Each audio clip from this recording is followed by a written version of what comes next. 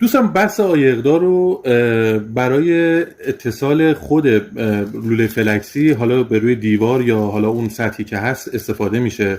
به صورت تک پیچ هستش و خدمتتون عرض کنم که یک قسمت پلاستیکی داره روی خود بس که اینم برای این هستش که به روکش خود لوله فلکسی آسیبی نزنه.